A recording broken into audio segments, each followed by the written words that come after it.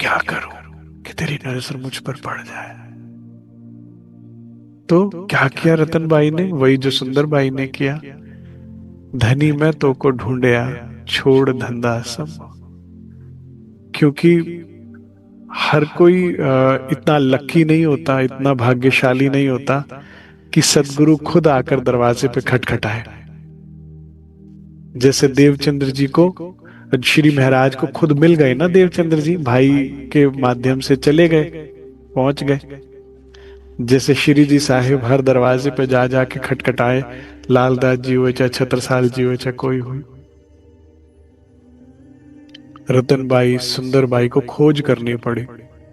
हाँ, भाग्य तो मैं उनका भी बहुत सराहता हूं। मैं जितना महाराज जी की बीतक सुनता हूँ उतना मेरे दिल में आता है, काश हम पर भी ऐसी मेहर हो। हमारी भी मोहब्बत में इतनी सच्चाई राज जी दें, इतनी सच्चाई हमारी राज जी दे मोहब्बत में, कि उनको एक डेडिकेटेड तन लेकर आना पड़े हमारे लिए। एक तन जिसने सिर्फ रतन बाई को जगाया और कुछ नहीं किया, और किसी को राज्य का राह भी नहीं बताया, बस उनके लिए इंतजार कर रहे थे पूरे।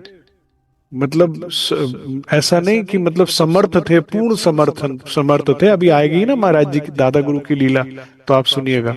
पूर्ण समर्थ थे, इसीलिए छिपा भेष प्रीतम का कहा महाराज जी ने उन्हें, कि साक्षात थे लेकिन छुपे छुपा रखा था। तो उनका भी भाग्य, लेकिन उनका प्रेम इतना अधिक था कि राज्य को आना पड़ा। तो रतनबाई जी रिझा रही हैं, परम धाम की जो रीत है, जो हमारा स्वभाव है, उसको निभा रही हैं। हम भी राज्य से आग्रह करें कि धनी हमें भी कुछ ऐसा गुण दो ना। क्योंकि एक भजन है, मेरी ये हसरत है पिया मेरे, तुमको पाने की, मगर कहाँ से लाऊं, कहाँ से लाऊं, कहाँ से लाऊं पिया मेरे अदा, तुमको रिझाने की मेरी ये हसरत है। आपको रिझाना चाहती हूँ धनी, कहाँ से अदा लाऊं, वो तो आप ही को देनी होगी, मेरा आपको करनी होगी।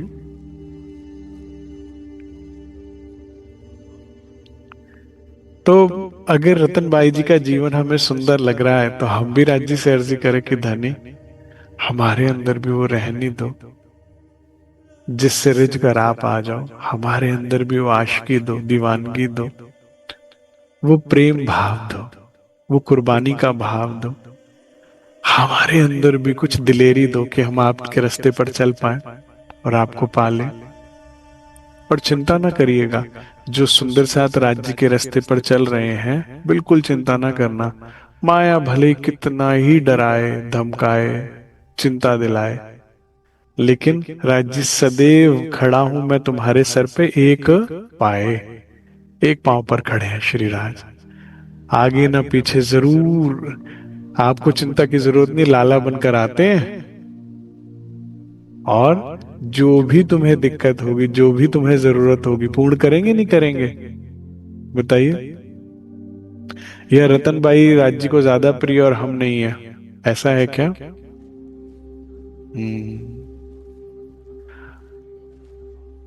तो भाग्यशाली है वो जिसके हृदय में ये भाव बन रहा है राज्य को पाने का।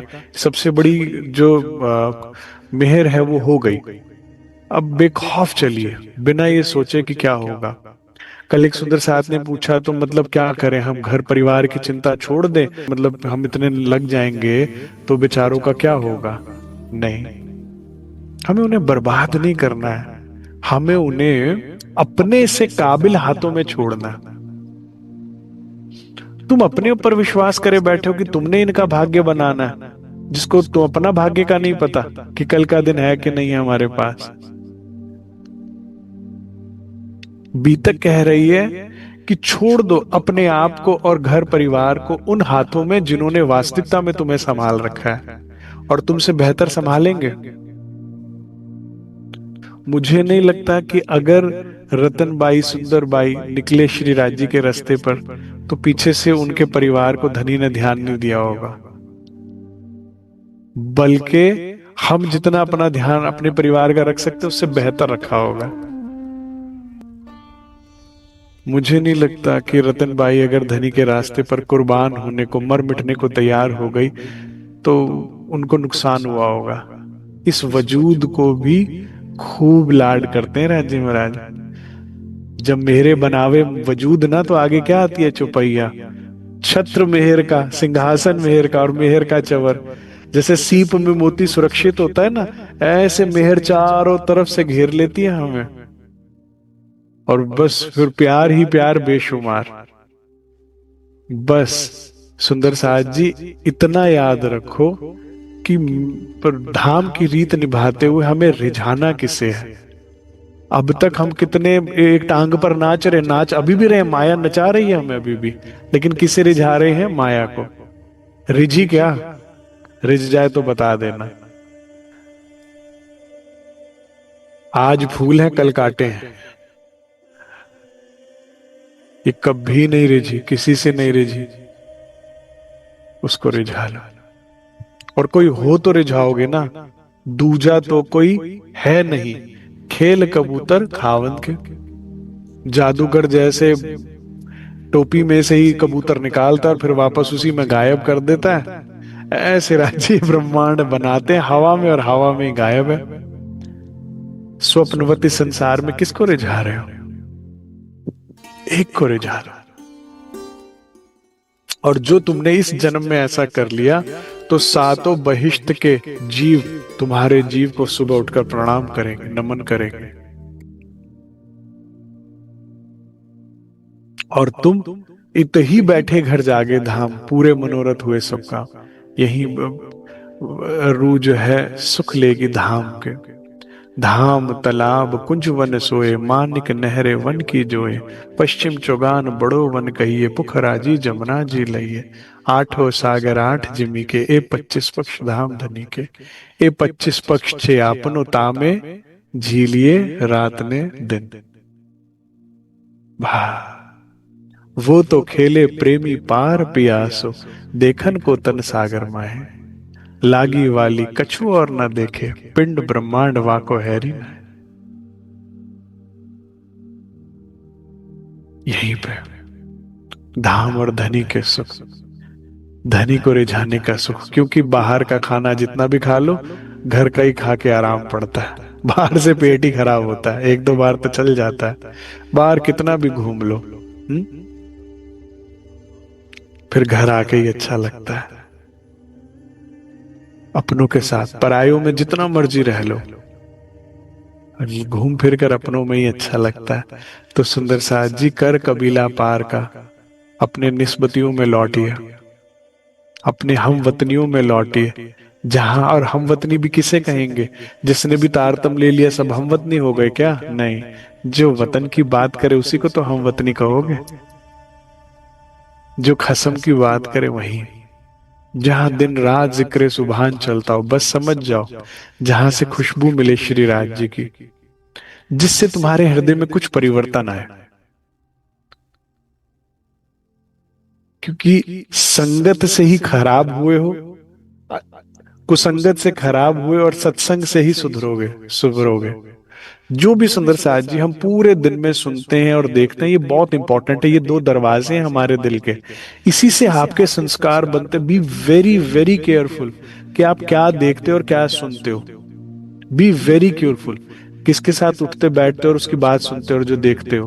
क्योंकि जो सुनते हो उसी से संस्कार बनता है तुम्हारा, उसी संस्कार से तुम्हारे मन में चाहत बन जाती है। जैसे शुभ और अशुभ संस्कार बने ना, तो अशुभ संस्कार बने तो शराब पीने का दिल करेगा। शराबी के साथ रहे, देखा अपने, संस्कार बन गया, अरे यार क्या मजा होगा, तो बर्बाद हो जाओगे। अच्छी संगत करिए, अच्छे संस्कार। देखना और कान, ये दो चीजों का ध्यान रखिए। जो भी देखोगे कुछ ना कुछ उसकी बन जाएगी। अब महाराज जी कहाँ घूम रहे हैं?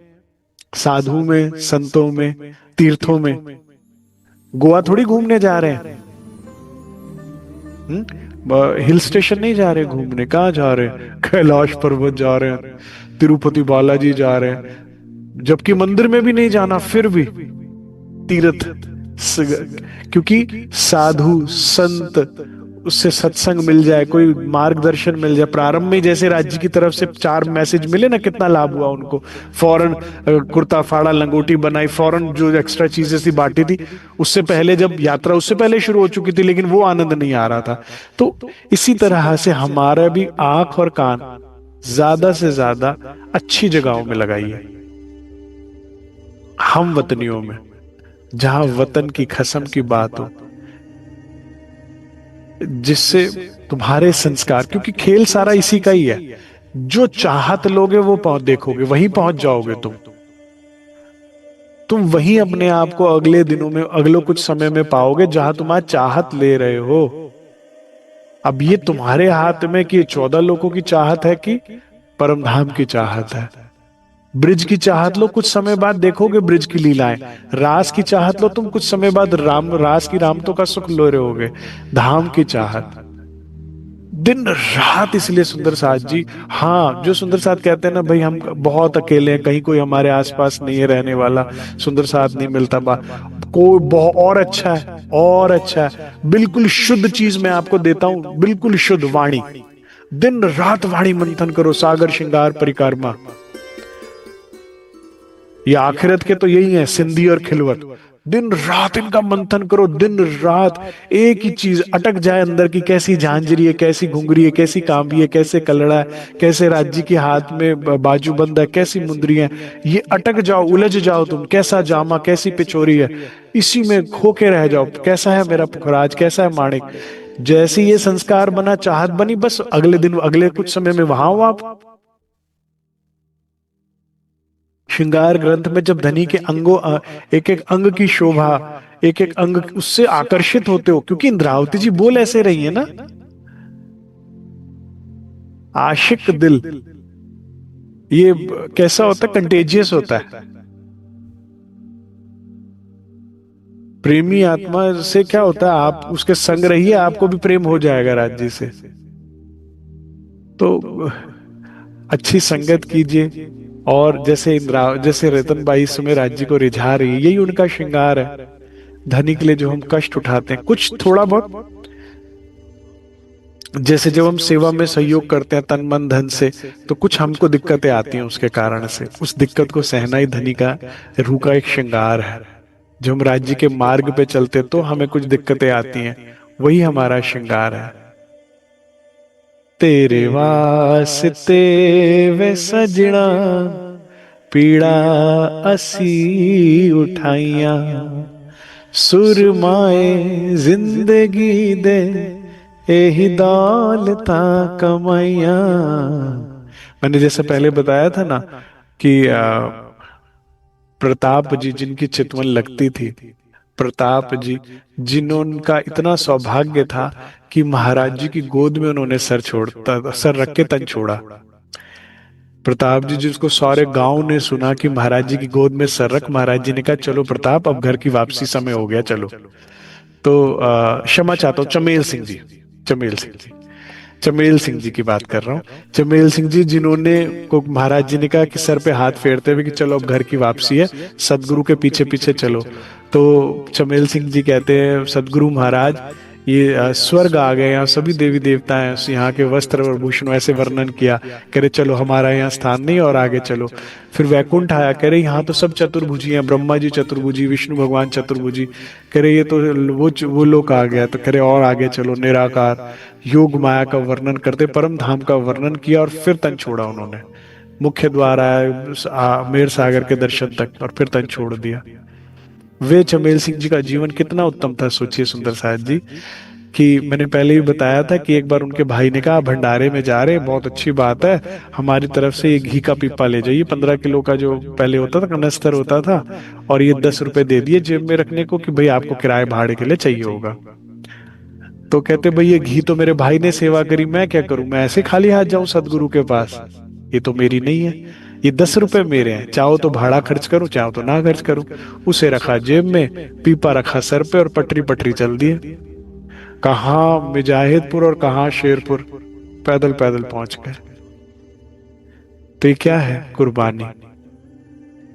ये क्या किया? धनी को रिझा लिया। कुछ रिझा लो, कुछ अपने आप को। जिंदगी लग गई हमें भागते हुए जरूरतों के पीछे, जिंदगी लगा दी हमने सुख सुविधाओं के पीछे दौड़ते दौड़ते। माया ने पागल बनाया। और सारी सुख सुविधाएं बटोरने के बाद क्या पता लगा? अगर आपके 1000 नौकर चाकर और हर काम करने के लिए एक व्यक्ति है, तो आपको फिर एक नौकर और रखना पड़ता है। पता है कौन सा? फिजियोथेरेपिस्ट। कि भाई साहब आप चलते फिरते ज्यादा नहीं ना, काम कुछ करते नहीं है, दर्द हो रहा है आपके जोड़ों में, आराम से करो। अच्छा अच्छा, हाथ उठाओ, इससे ज्यादा नहीं उठ रहा क्योंकि हाथ चलाया नहीं। बताइए। और जो दौड़ भाग रहे हैं उनके सब सही है। जिनके पास हर काम करने के लिए नौकर चाकर है, वो खुद पर डिप्रेशन में, हम क्या करें सारा दिन? सुख सुविधाओं के पीछे कुछ नहीं रखा, धनी के पीछे रखा। जो चेतना का मूल है, जो उसका सुख है, वो क्या है? प्रेम। ये मतलब किसी को मीठा पसंद होगा, किसी को खट्टा पसंद होगा। किसी को सर्दियां पसंद होती हैं तो किसी को बरसातें पसंद होती हैं। किसी को जीवन में कुछ पसंद, लेकिन कोई ऐसा नहीं मिला मुझे आज तक जिसने कहा मुझे प्रेम पसंद नहीं है। कोई ऐसा? चेतना का मूल स्वभाव है। हर तरह का व्यक्ति मिलेगा, लेकिन ऐसा कोई, चेतना का मूल स्वभाव है, उसे क्या चाहिए? प्रेम। और आप उसे सब कुछ दो और प्रेम ना दो तो सूख जाएगी चेतना, अंदर बिल्कुल सूख जाएगी। जैसे पौधे को आप सब कुछ दे दो, पानी ना दो तो सूख जाएगा। और उसे पानी मिले, उसे चेतना को प्रेम मिले। और अच्छा, इसमें एक और बात भी है। जैसे लाला जी आए ना अभी, लंगोट दिया, तो ये बड़ी प्रैक्टिकल बात है। दुनिया में भी आप किसी से प्यार करते हो और उसको सब कुछ छोड़ छाड़ के भाग कर उसके पास आ जाओ, तो क्या करेगा? सबसे पहले, अरे भाई तुमने सुबह से कुछ खाया कि नहीं खाया, पहले कुछ खाओ। फिर अच्छा, उसके बाद रहने का कोई ठौर ठिकाना है? अच्छा, तुम्हारी व्यवस्था करता हूँ रहने की। तुम कपड़े लाए, घर से नहीं लाए, चलो ठीक है, ये कपड़े व्यवस्था कर दी। करेगा? यहां पर भी कोई प्यार करने वाला होगा, फिर कहेगा अब बता क्या हुआ, कैसे इतनी क्यों हुई बात जो भाग भोग के आना पड़ गया तुझे, है? तो तुम महाराज जी की तरह अगर धनी के रास्ते पर चलोगे तो क्या सोचते हो? वो जरूरतों का ख्याल नहीं रखेंगे तुम्हारी। अरे मेहर देखे पांचों तत्व, इसका भी ख्याल रखेंगे और इसके भीतर वाली आत्म का भी ख्याल रखेंगे, और उनसे अच्छा कोई नहीं रखेगा। तो श्री इंद्र रतन बाई जी की तरह सुंदर साथ जी, हम भी अपने मूल स्वभाव में लौटे और अब संसार को बहुत रिझाने का प्रयास कर लिया। अब धनी को रिझाने का प्रयास कर। महाराज जी श्री राज जी की मेहर से पुनः आगे बढ़ते हैं। वहां से लाला द्वारा धनी के हृदय में बैठकर जो उनको लाड करते हैं, उसके बाद और घूमते घूमते घूमते पक्षी तीरथ से होते हुए वो एक शिव भगवान के, शिव जी के मंदिर में पहुंचते हैं। यहाँ पर जब वे सुबह उठते हैं इस आश्रम में, तो देखते हैं कि मतंग ऋषि का आश्रम सामने एक बहुत ऊंची पहाड़ी पर ताज की तरह चमक रहा था। मन में लालसा उठी कि देख के आए कि इस आश्रम को, और क्या पता कोई सिद्ध पुरुष के दर्शन हो जाए तो आगे का मार्गदर्शन मिल जाए, और क्या पता सदगुरु वहीं बैठे हों जो हमें वो बता सके। लेकिन जब ऐसी इच्छा उन्होंने वहां पर एक साधक के आगे प्रकट करी, तो वो जोर जोर से हंसने लगा और खिल्ली उड़ाने लगा। कह रहा हाँ आप जाएंगे वहां पर, जो पहले तो वहां कोई गया नहीं, और जो गया वहां पर लौट कर कभी आया नहीं। तो महाराज जी कहते भाई उसको हंसता देखने। हमने कहा ये तो बुद्धिहीन है, तो हम खुद ही निकल पड़ते हैं। तो महाराज जी कहते हैं निकल पड़े, जो रास्ता समझ में आया बस, क्योंकि दिख तो रहा ही है ना सामने, बस कभी आगे रास्ता बंद है, पेड़ बहुत घने हैं, रास्ता नहीं है, तो सीधे उल्टे होते होते कहते बुद्धि जो जो बताती गई चलते गए। कहीं कहीं कभी पगडंडी दिख जाती थी तो उस पर चलते थे, फिर आगे रास्ता बंद तो फिर दाएं गए, फिर बाएं गए। पेड़ इतने घने थे कि दिन में भी नीचे रात हो रखी थी, इतना अंधकार कर रखा था पेड़ों ने। और जहां जाओ तो वहां क्या अस्थि पिंजर पड़े हुए मिल रहे थे। अस्थि पिंजर कहाँ पड़े मिलते हैं? शेरों की मांग के आगे। वो खा पी के बिल्कुल निचोड़ के हड्डियां फेंकी होती, करे अस्थि पिंजरों के ढेर लगे पड़े थे। बड़े खूब वहां पर जानवर रहा उस वन में थे, खूब घने। 10-10 गज उपरांत ही मार्ग ढूंढने पड़ते थे। 10 गज चलो, फिर रास्ता ढूंढ रहे तो बंद हो गया रास्ता, आगे जाओ, राइट लो। शेरों की मांगों के आगे पड़े हुए खिलते अवसर। शेर शेर और यहाँ पर खूब थे, और हड्डियों के पिंजरे यहाँ खूब, जहां देखो। अब महाराज जी तो चल रहे, मुझे ही डर लग रहा था। मैं कहा यहां से बचकर निकलो महाराज जी, तो पिंजर पड़े ही हुए हैं, ये अंदर से आएगा बाहर। ठीक है, तो ये रास्ता सही नहीं है, पहले तो हम आश्रम ही क्यों जा रहे हैं, फिर यहां से क्यों जा रहे हैं, रास्ता थोड़ा बदलो। सारे ऐसे भैंस दिन में भी खूंखार दरिंदे अपनी धुन में रहते थे। वहां क्या स्थिति थी? दिन में भी खूंखार, क्योंकि दिन में भी रात हो रखी थी, कोई डर नहीं था उस जमाने में। क्या अभी कहाँ, अब जैसी बात नहीं ना, आज से 60-70-80 साल पुरानी बात हो रही है। खूब मजे से अपने घर में घूम रहे होते थे वो तो। भय से किसी समय भी खाली जंगल को समझो ही मत, पथिक पूछ पहुंच जावे मंजिल पर बहुत बड़ी समझो किस्मत। और ऐसे में महाराज जी जा रहे हैं। भय ना मौत का सीधी नाक के। महाराज जी कहते लेकिन हम, मौत का हमें भय नहीं, मरने को तो तैयार ही थे। हुक्म का था आया नहीं भाई, अभी समय नहीं आया, तो इसलिए अब उसकी खोज में निकले। अब उसकी खोज में निकले तो या तो डर लो या खोज लो, ठीक है ना। तो अब जब निकले हैं साधुओं की खोज में, तो कहाँ साधु कहाँ मिलेगा? ऐसे स्थानों पर ही तो मिलेगा, है जहां कोई ना पहुंच पावे। तो ऐसी फिर डरना क्यों, जब उससे मिलने का ऐसा जुनून चढ़ पड़ा है। तो ना मौत का डर, ना, बस सीधे चलते जाओ नाक की। ठीक है सुंदर साहब जी? हाँ, देख लो क्या चाहिए जिंदगी में। राज जी कहते हैं जो तू मेरे संग जीना चाहती है, पहले पी तू शरबत मौत का, पहले मौत को गले लगा ले। अंतिम सत्य गले लगा ले कि हाँ, मरना तो है ही, आज नहीं तो कल। क्यों ना तुझे पाते हुए अगर जिंदगी खत्म हो तो कितना अच्छा है, वो जिंदगी कितनी सुंदर होगी। कोई ना कोई तो बहाना बनना ही है ना सुंदर साहब जी मृत्यु का। वो कितना अच्छा होगा अगर तुझे ढूंढते ढूंढते तुझे पाने की कोशिश में मेरा ये तन छूटे तो।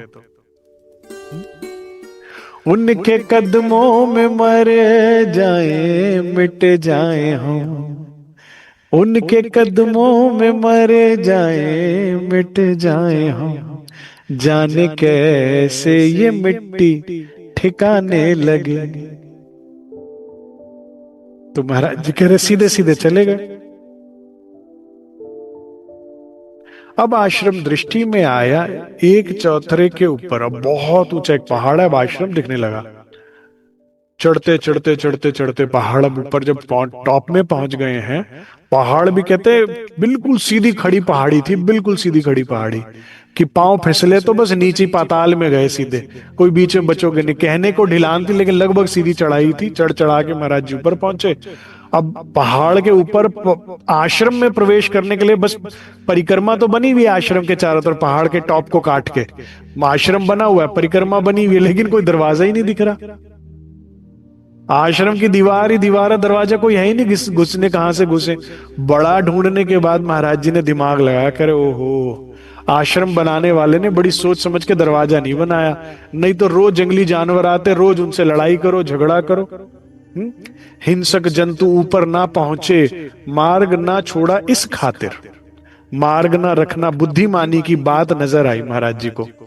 जानवरों की बहुतायत से पौड़ी यूं नहीं बनवाई, कोई बनाया ही नहीं, ना रास्ता ना कोई सीढ़ी के बीच। इस दीवार पर चढ़ने के लिए कोई सीढ़ी बनाई होती है, अगर दरवाजा नहीं था तो वो भी नहीं कोई बनावा। जिसने आश्रम को बनवाया पौड़ी भी बनवा देता, मगर जंगली जानवर से टक्कर रोज कौन लेता। लेकिन अब महाराज जी इसको देखकर ना बड़े गदगद हो गए, बड़े इंप्रेस हो गए।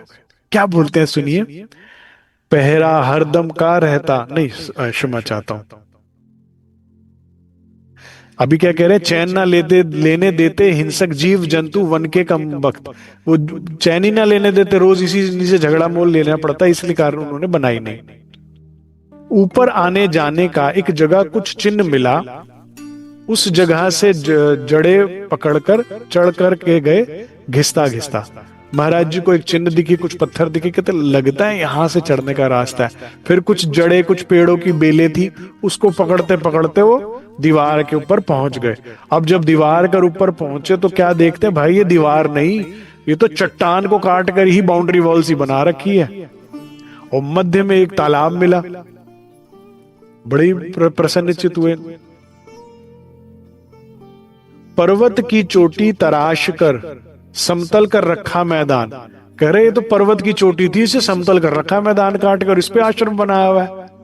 सोचो कैसे तपस्वी होते होंगे सुंदर साहजी उस जमाने में। मीलो जंगल चारों तरफ और ऐसी चोटी, और उसके ऊपर बैठे हुए ध्यान करने के लिए। क्या और कितनी उनमें तपोबल होता होगा कि चट्टान तराश दी और बना दिया वहां पर आश्रम।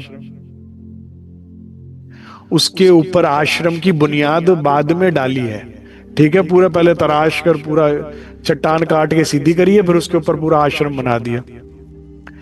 आश्रम के बाहर चबूतरे की सब भूमि खाली है। पूरा आश्रम जो अंदर से पहले खाली किया हुआ है। फिर क्या है, तबीयत फड़क गई जाते ही छटा देखकर आश्रम की। आप लोग कभी किसी माउंटेन के टॉप पे चढ़े हैं, खासकर जहां आसपास जंगल हो, कुछ हो? अगर कभी नहीं जाना हो पाया ना, तो और कहीं नहीं तो आप वहां जा सकते हैं, दादा गुरु के स्थान पर सोनगिरी। सोनगिरी में एक तो तपोवन है, जो पे वो तपोभूमि जहां पर महाराज जी ध्यान करते थे, पूरा एक माउंटेन है, उसके ऊपर ही गुफा बनाई हुई है जहां महाराज जी ध्यान करते थे, वही मंदिर आश्रम बनाया हुआ है। और वहां से जब आप सोनगिरी जाते हैं, जहां महाराज जी को राज जी ने दर्शन, दादा गुरु ने दर्शन कराए थे, सोमेश्वर मंदिर के लिए जाते हैं, तो भी रास्ते में एक माउंटेन पड़ता है, उस पे जाने का भी रास्ता है, ऊपर सीढ़ियों से चले जाइए आप। और उसके टॉप पे मैंने ये अनुभव किया हुआ है, कितना अच्छा लगता है माउंटेन टॉप पे, दूर दूर तक आपको वन ही वन नजर आ रहे हैं। और उसमें ऐसा लगता है सामने ही क्षितिज और सामने ही सूरज निकलता ढलता, वो बड़ा ब्यूटीफुल लगता है, सनसेट एंड सनराइज बहुत। और ऐसे उत्तम स्थान पर आप बैठे ध्यान के लिए, आनंद ही कुछ और है। तो मैंने कुछ अनुभव किया, महाराज जी जो बात कर रहे हैं कि इतना ऊंचा पहाड़ और उस पहाड़ को समतल किया हुआ है, एक तरफ से चढ़ जाओ तो यहां दीवार है सिर्फ, ठीक है, जिसकी कोई सीढ़ी नहीं बनाई, इस दीवार पर चढ़कर इस तरफ बिल्कुल समतल मैदान, यहां से कोई चढ़ नहीं सकता क्योंकि बिल्कुल खड़ी चढ़ाई थी ना। और यहां पर इस खुले एरिया में आश्रम, तो आप यहां खड़े हुए तो मैं तो परम धाम का ही नजारा आ गया कि चारों तरफ वन ही वन दिखते होंगे, कितने अच्छा लग रहा होगा जहां तक नजर जा रही है, वन सुंदरता और सामने सूरज। ऐसा कुछ लगा मुझे पुखराज पहाड़ पे जब चढ़कर दिखता होगा, कैसा नजारा होता होगा। दूर दूर तक वनों की शोभा, दूर दूर तक प्रकृति, खुला आसमान, सूरज और चंद्रमा, क्या आनंद होता होगा इस आश्रम में भी तो बैठकर। और धाम का हमारा सुख मुझे याद आया यहाँ पर।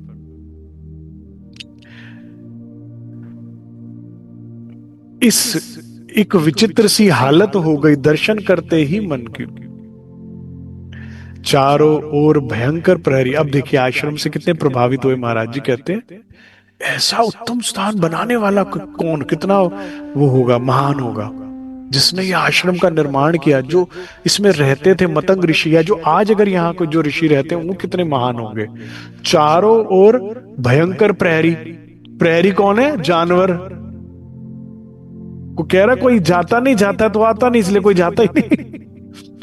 पर्वत की तुलित शिला, और उसके ऊपर पर्वत इतना ऊंचा, पर उस पे शिखा, उसमें उत्तम तप करने का और स्थान क्या रखा, इससे उत्तम क्या होगा स्थान। देखो संतों को ऐसी जगह भाती है एकांत। महाराज जी हमेशा कहा करते थे, चलसीने के राजा ने भी जब सारा स्थान दिखाया आश्रम के लिए, एक से बढ़कर एक, कुछ पसंद नहीं आया।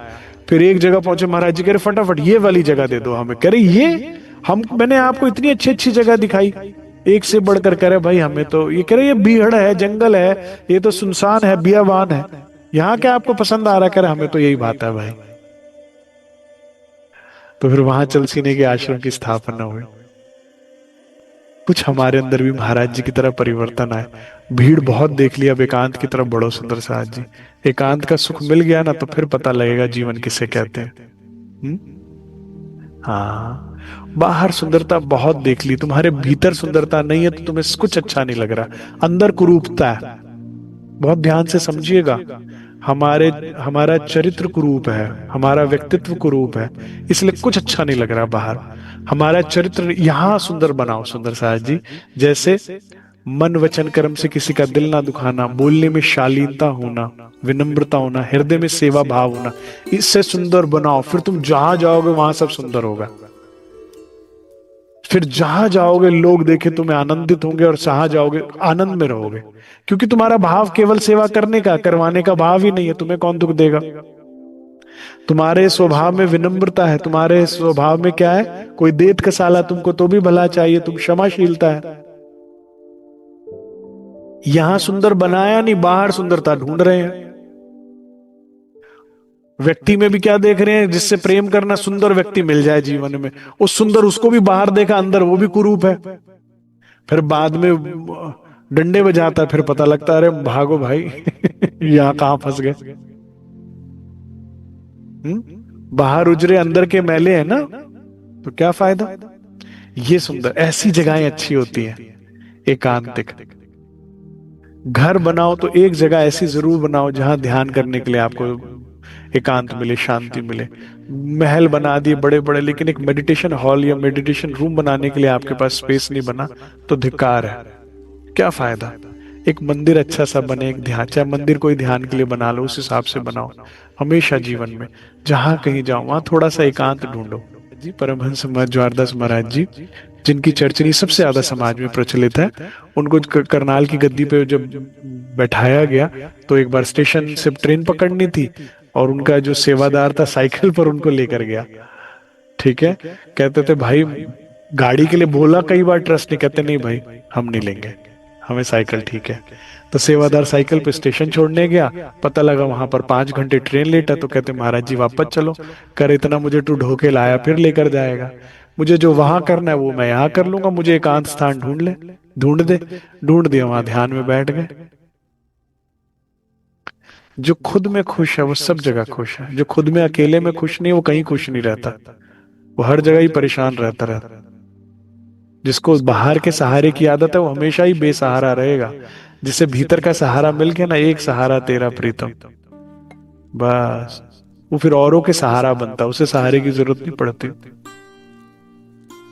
तो प्रभावित हो रहे हैं महाराज जी इसको देखकर।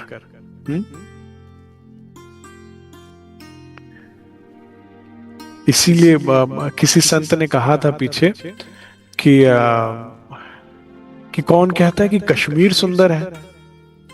किसी ने कहा होगा, किसी संत का प्रवचन आया था, उसमें कहते किसने कहा कश्मीर सुंदर है। कह रहे तुम्हें पता ही नहीं सुंदरता। कभी जाओ कैलाश, कभी जाओ हिमालय, कभी जाओ तपोवन, कभी जाओ तपोभूमियों में हमारे भारत की, वहां सुंदरता है। जहां खान पीन में शुद्धि है, सात्विक आहार है, जहां पर विचारों में शुद्धि है, जहां ध्यान भजन अच्छा होता है, जहां पर आपको देखते दिल करे आंखें बंद हो जाने करने का, जहां पर देखते ही तुम्हें परमात्मा की याद आए कि तेरी प्रकृति इतनी सुंदर है तो तू कितना सुंदर होगा। जैसे जहां जाते ही दिल करे कि बस तेरे भजन से बढ़कर कुछ नहीं, हृदय अपने आप भजन करने लगे, ऐसे स्थान सुंदर होते हैं सुंदर साथ जी। बाहरी सुंदरता में तो कुछ नहीं है। तो महाराज जी कहते हैं इससे उत्तम तप करने का और स्थान कहाँ रखा। किसकी है मजाल आ जावे ध्यान भंग करने दुनिया। कौन आए यहाँ पर ध्यान भंग करने, किसकी मजाल है। तो कोई कितना उत्तम कोई साधक होगा जो ऐसी स्थान पर बैठे कि भाई कोई डिस्टर्ब ना करे, बैठे हो तो 10-20 साल कोई डिस्टर्बेंस नहीं। स्वर्ग धरा पर उतरा सा कुछ दृष्टि गोचर हुआ वहां। क्या लग रहा महाराज जी को, जैसे स्वर्ग उतर आया हो। बहुत भीड़ में चले गए सुंदर साथ जी, बड़े मेले घूम लिया आपने दुनिया के, अब जरा चाल बदलो अपनी। ऐसे स्थानों को स्वर्ग कहते हैं। ऐसे स्थान सुंदर होते हैं जहां पर देख के तुम्हें हृदय में ध्यान का भाव बने, क्योंकि जहां धनी मिले बस वही तो स्थान अच्छा है, वही तो सुंदर है। जहां प्रियतम नहीं, प्रियतम का नाम नहीं, जहां उसकी याद ना बने, जहां उसका ध्यान ना कर सको, उस स्थान पर क्या करना है? हुँ? जहां दुनिया का शोर ना हो, उसका भजन कीर्तन हो, जहां पर दुनिया का जिक्र ना हो, जहां हमेशा जिक्र सुभान रहे, वो स्थान इस दुनिया में सबसे उत्तम है, सबसे सुंदर है। हुँ?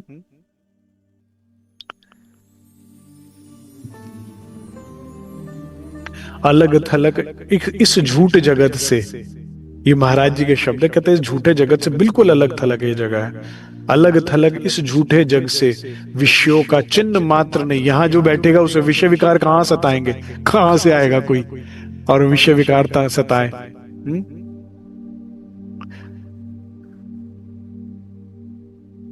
धन्य धन स्मृति मतंग की। मतंग ऋषि को प्रणाम करते हैं महाराज जी हृदय से। तुझ में मिथ्यावाद नहीं, कोई मिथ्या नहीं, सत्य सत्य प्रतिशत। वाकई में आप वैराग्य में थे। छटा देखकर तेरी अब भी मन हिलोरे लेने लगता, लगता था यह ऋषि मतंग मानो अब भी इसमें रहता। कह रहे महाराज, कहते लगता है ऐसे मतंग ऋषि आज भी वहां है। और मैंने कल बताया है ना कितने तपस्वी थे मतंग ऋषि, कि बाली भी डरता था। बाली जिससे रावण डरता था, इतने तपस्वी थे मतंग ऋषि। तो उन्हीं के वचनों में इतनी शक्ति होती है, जो इस तरह का जिसके अंदर ध्यान होता, बाकी तो दुनिया से ही डरते फिरते रहती दुनिया।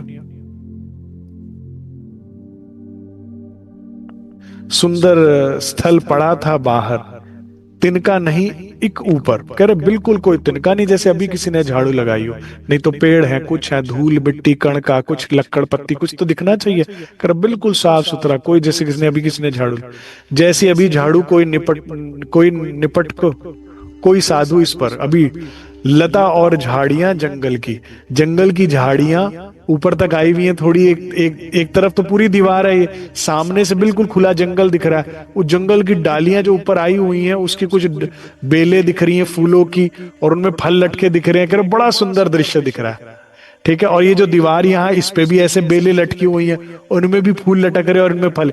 कितना सुंदर जीवन है। यही फल तोड़कर खा लो, और क्या कहते हैं, रेन वाटर हार्वेस्टिंग भी यहाँ पे हुई है। देखिए सुंदर, सुनिए।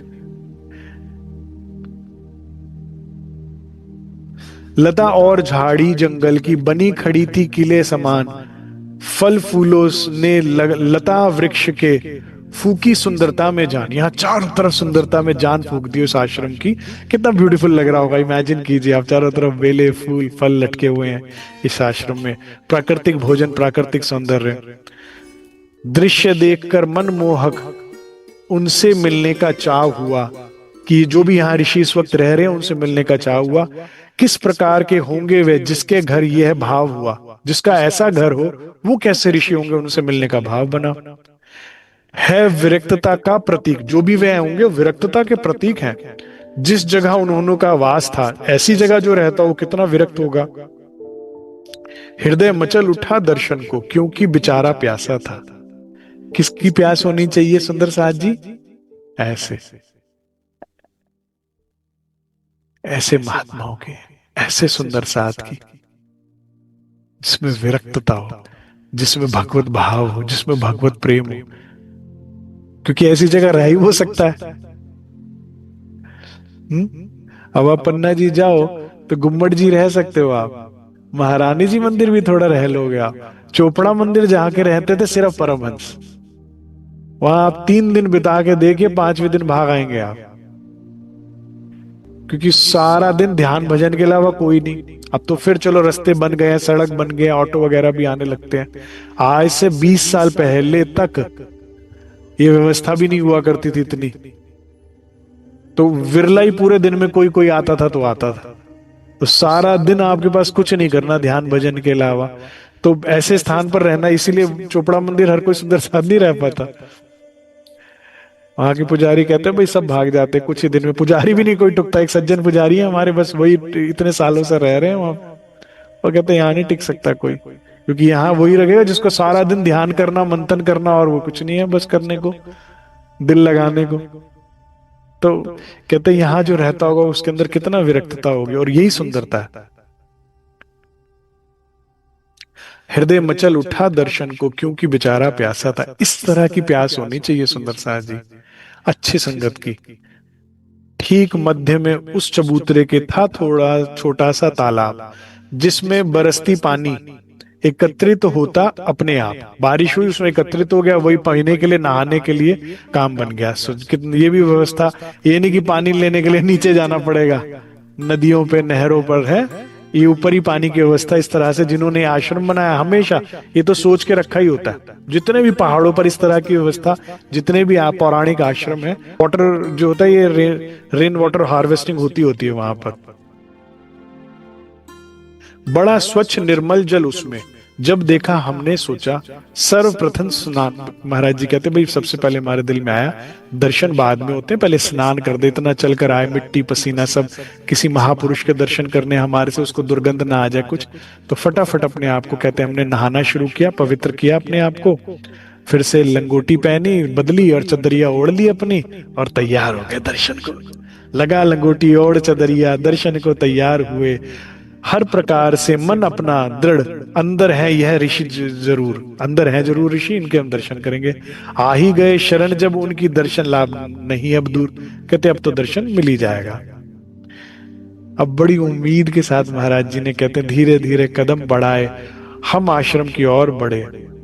3 खंड में यह आश्रम है। प्रथम खंड में पहुंच गए। 3 खंडों में, 3 भागों में यह आश्रम था।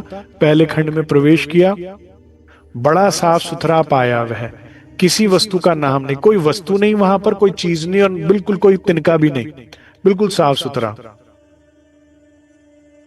झाड़ू एक पाई बस। झाड़ू बोला ना महाराज जी ने कि लगी रहा है जैसे किसी ने झाड़ू लगाई।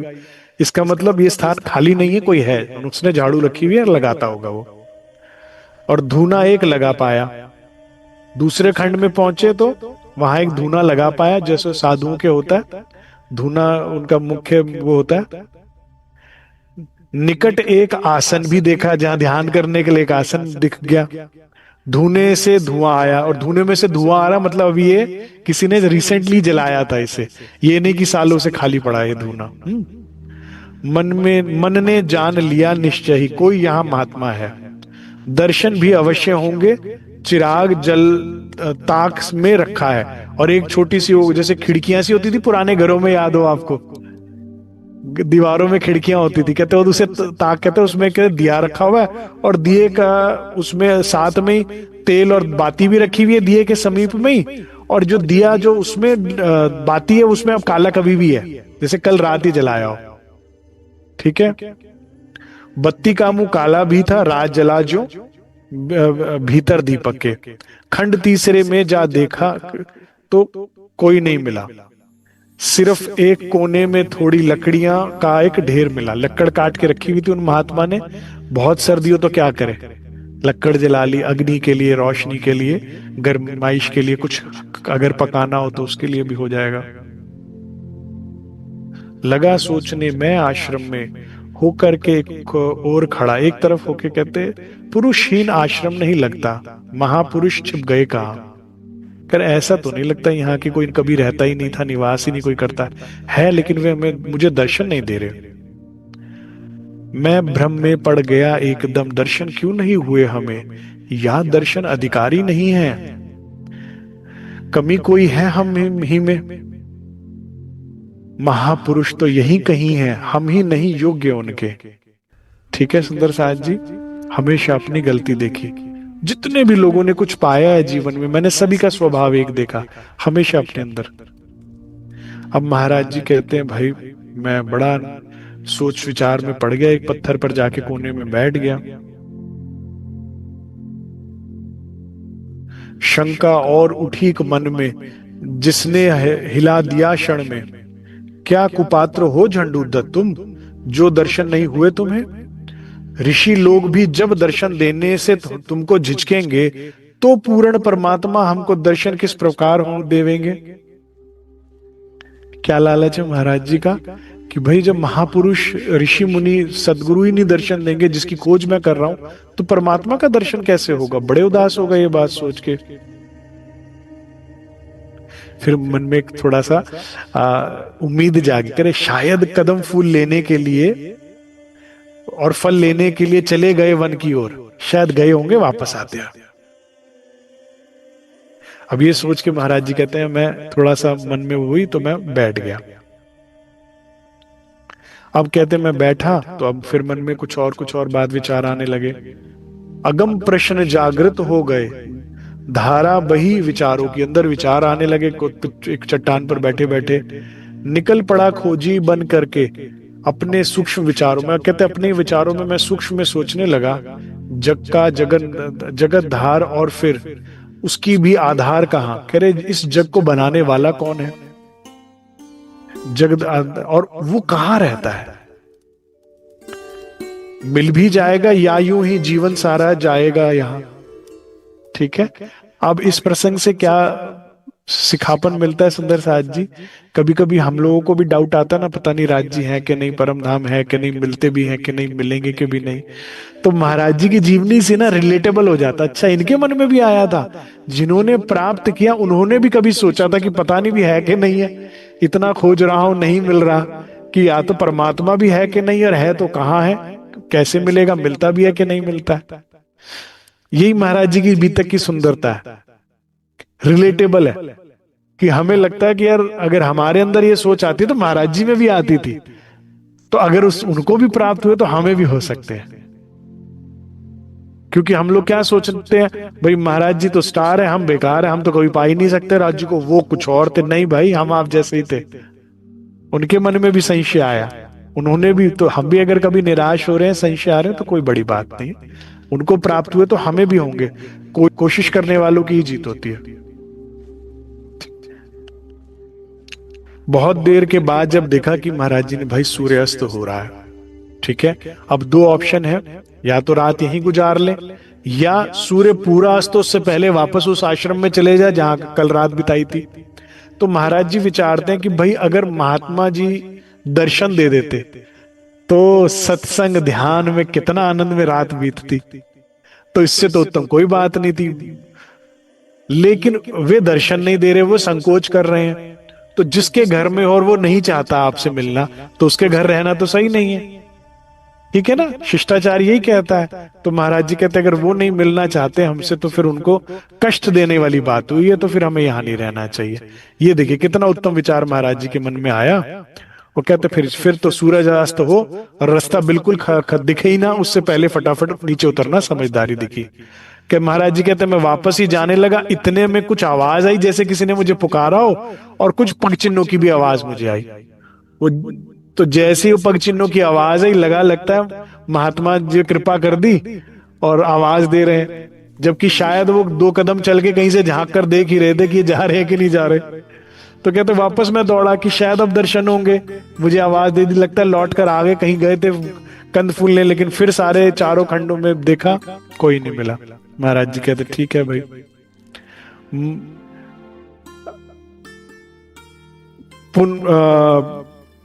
ऋषि तो दूर रहे पर मिला न कोई खाक, हमें कोई नहीं मिला। तो कुपात्र हम जचे स्वयं को, नफरत आई अपने पर, बनो सुपात्र प्रथम झंडूदत्त, कृपा होगी तब तुम पर। बिना सत्संग विवेक ना हो भाई, और सत्संग बिना कृपा के नहीं होता। कृपा पात्र बने सुंदर साथ जी। देखिए महाराज जी, हमें सदगुरु नहीं मिला या सत्संग नहीं मिला नहीं है, तुम उस पात्र तो बने ही नहीं कभी। कोई प्रेमी आत्मा, कोई डूबी हुई आत्मा, कोई तुमसे मिले, बात करे, कोई भजन वाला तुमसे बात करे, कुछ तो तुम्हारे अंदर वो संस्कार होने चाहिए ना। जैसे पीछे भी मैंने डिस्कस किया था, 2 भाव जो होते हैं बड़े उत्तम होते हैं, जिसकी वजह से कुछ आपके ऊपर कृपा होती है। वो याद है आप लोगों को? एक गरीबी भाव और एक सेवा भाव। अगर आप सुंदर साथ में आपके अंदर विनम्रता नहीं है, गरीबी नहीं है, जैसा खाया मिला खा लिया, जैसा बैठा बैठ गए, जैसा किसी ने व्यवहार किया अच्छा बुरा आपको फर्क नहीं पड़ रहा है, गरीबी भाव। और उसके साथ सेवा भाव, ये ना कि मेरे कोई करे, मेरा किसी ने पूछा नहीं किया नहीं, हमारा होना चाहिए कि हाँ हम नीचे बैठे, सब चटाई पे बैठे, भाग के किसी के लिए चटाई ले आए, दरी ले आए, औरों की सेवा का भाव, ये दो गुण देखते हैं तो आपके ऊपर कृपा होती है धनी की, और तब आपको अच्छा सत्संग मिलता है, महापुरुष मिलते हैं, कोई प्रेमी आत्मा आपसे मिलेगी, बात करेगी। कृपा के भी पात्र बनना पड़ता है, ऐसा नहीं होता आसान। टिकट ली और तमाशा देख लिया, ना ना ना ना ना। धन के बल के, पद के बल पर कुछ नहीं मिलता, रंग रूप के बल पर कुछ नहीं मिलता। इसीलिए हम जब मंदिर आश्रम तीर्थों पे जाते तो पोशाकें नई नई से लाते, उससे कुछ नहीं मिलता, भीतर सुंदर बनाइए। जो वास्तविकता में आप मिलना चाहते हैं धनी से, धनी स्वरूप सुंदर सा आज से, नहीं तो जाना व्यर्थ रहेगा। बनो सुपात्र प्रथम झंडूदत्त, कृपा होगी तब तुम पर, कृपा पात्र बनो। अपने ऊपर काम करना है सुंदर साथ जी हमेशा। जो कुछ बनना चाहते हो यहां मेहनत करो। हमने जीवन बर्बाद कर दिया औरों पे मेहनत करने पर। मेरा पति मेरी सुनता नहीं, मेरी पत्नी मेरी सुनती नहीं, मेरे बच्चे मेरे सुनते नहीं, मेरा नौकर मेरी सुनता नहीं, इनको सुधारने में संवारने में लग गए। जिंदगी बर्बाद कर दी लोगों ने दूसरों को बनाने में। इसको बना लिया होता तो काम बन गया होता। इसको बनाना था। ये तुम्हारी सुनता नहीं और तुम औरों को चाहते हो कि सुने। ये नहीं सुनता तुम्हारी, इसको तो बना लेते पहले। अगर किसी को तुम इस दुनिया में सुधार सकते हो तो बस, इसके अलावा किसी को नहीं। उसके अलावा भ्रम है आपका कि किसी को सुधार दोगे या सुधारने दिया तुमने, ना ना। इसको बना लो कि इस निज घर में धनी आकर बैठक करे, फिर वो किसी को सुधारे, वो उनका काम है। बड़ी करी अपने पर हमने असफत और फटकार, अपने को डांटना, ये सुंदरता है, ये सही है। विवश मुड़े नीचे चलने को 2 बार प्रणाम किया। कहते महाराज जी उस उत्तम स्थान को और उस ऋषि को भीतर से ही हमने कहते ऐसे प्रणाम किया कि भाई धन्य धन्य ऐसा स्थान और ऋषि, और वहां से वहां पर चल दिए। यहां से कहते नीचे उतरने लगे तो महाराज जी कहते हैं भाई मैंने थोड़ी दूर पर एक विशाल जानवर देखा। अब अंधेरा बहुत है, मैंने बताया यहाँ दिन में भी रात जैसा माहौल होता है, तो उनको कहते कुछ दिखा नहीं, लेकिन एक इतना समझ में आ रहा है कि जानवर है जो हिलडुल नहीं रहा और विशाल है, और रंग भी चितकबरा सा था। महाराज जी कहते भाई ये तो सिंह है और घात लगाए बैठा हुआ बिल्कुल ऐसे छुप के। अब आज तो प्राणांत निश्चित है, महाराज जी कहते भीतर से। देखते ही झिझका सा एकदम, गतिविधि हृदय हुई दुगनी, हृदय की गतिविधि दुगनी हो गई। झंडूदत्त अब किसी तरह भी जान नहीं बचने अपनी। लेकिन महाराज जी कहते मैंने ध्यान से देखा वो हिलडुल नहीं रहा बिल्कुल भी। 1 मिनट हो गया, 2 मिनट हो गया, 5 मिनट, महाराज जी भी एनालाइज कर रहे हैं सिचुएशन को, लेकिन वो हिला ही नहीं। अब तक तो कोई जानवर होता तो जंगली वो भी भाग आना था। तो महाराज जी ने 2 कदम धीरे धीरे चलकर ज्यादा नजदीक जाकर देखा तो देखा तो गैया है, लेकिन उस गैया को किसी हिंसक जानवर ने मार के डाल रखा था। तो बड़ी दुखद सी स्थिति थी उस बेचारी गैया की, और रक्त बह रहा था, सब कुछ था। तो महाराज जी ने पहले देखा और फिर कहा मैं गौ माता तेरा जैसा तेरा भाग्य था हुआ। फिर महाराज जी कहते हैं फिर से वापस उस आश्रम की तरफ पांव तेजी से बढ़ाने लगे, क्योंकि अंधकार तेजी से फैल रहा था, बिल्कुल जंगल अब एकदम सुनसान। और कह रहे थे जो निशाचर है ना, रात को घूमने वाले जानवर फुल रेडी थे बाहर निकलने को। अंधकार भागा जाता था इस जगत पर छा जाने को, अंधकार एकदम दौड़ता हुआ आ रहा था। अब हमने चाल बढ़ा दी अपनी, भाग चले और नीचे। थोड़ा अंधकार हो पाया था मंदिर में जा पहुंचे। हमें देखकर ही साधु जन बोले हमसे आकर के, वो जो साधु हंस रहा था ना जिनसे रास्ता पूछा था, उनको देखते उनको लगा कहीं तीर्थ के लिए आसपास कहीं गए होंगे, घूम घाम कर महाराज जी लौट आए होंगे। तो हंसने लगा, अगर हाँ जी हो आए हो, पर वो जा रहे थे आप मतंग ऋषि के आश्रम में। तो महाराज जी ने कहा हुआ है, अगर हो ही नहीं सकता है ऐसा। और बाकी साधु जनों ने सुना, वो भी आ गए, और जो आश्रम के वो थे मठाधीश थे वो भी आ गए, महंत जो थे। कह रहे बिल्कुल झूठ बोल रहे हो तुम, हो ही नहीं सकता। अरे क्या तुम, क्योंकि आयु कम है महाराज जी की, और देखने में जटाधारी वो विभूति लगाए, ऐसा कुछ दिखते नहीं थे महाराज जी, देखने में भी साधारण बिल्कुल है। आयु भी कम, तो कह रहे बड़े बड़े नहीं जा पाए, ये किसी की हिम्मत ही नहीं, ये पता नहीं ना कौन आया इनके घर में, किसी को क्या पता। साधारण जीव क्या जाने कि ब्रह्म मुनियों का समय चल रहा है और ब्रह्म मुनि विचर रहे हैं। ये आखिरत में पछताएंगे सारे जब इन्हें भेद खुलेगा। ये वे हैं जिनके दर्शन अभिलाषी और सेवक अभिलाषी बड़े बड़े दिव्य पुरुष हैं, जिनके सेवक अभिलाषी दर्शन अभिलाषी भगवान शिव है। दर्शन करे, मौन खड़े रहे, बैठे रहे चुपचाप, कुछ नहीं बोले। वो देव पुरुष ही बोलते रहे जो बोलते रहे। शिव जी तो कृतार्थ हो रहे थे दर्शन प्राप्त करके। तो जान नहीं रहे थे। तो महाराज जी कह रहे भाई हमें तुम्हें झूठ बोलकर क्या मिलेगा, तुम कौन सा इनाम दिए खड़े हो कि अगर हाँ हुआ है तो इनाम दे दोगे जो हम सब तुमसे झूठ बोले। और मानना है मानो, ना मानना ना मानो, हम हुआ है। तो कह रहे अच्छा तो उन्हें बताओ, चिन्ह बताओ, देखा है तो कैसा आश्रम है। उसने बोला महंत ने, तो महाराज जी ने सारा वर्णन बता दिया। करे ऐसे ऐसे ऐसे था स्थान। और कह रहा हाँ एक और बात, वहां पर हमने गैया भी ऐसे ऐसे देखी, चितगबरी सी गैया थी, उसको किसी सिंह हिंसक जानवर ने खा रखा। कर उस दिशा में कोई नहीं जाता।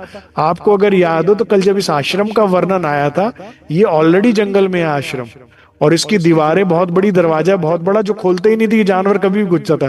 छोटे दरवाजे से घुसो और फौरन बंद कर दो। यहाँ इतना खतरा है, और आगे तो कोई जाता ही नहीं था। और इतनी अंदर जाकर वो गैया की बात बताई तो एकदम पसीना छूट गया उन महंत के। पहले तो भागे गैया को देखने, अपने अंदर मिली नहीं। कह रहे बताया महाराज आई नहीं है। फिर सुबह तक इंतजार किया उसने कि शायद लौट आए गाय।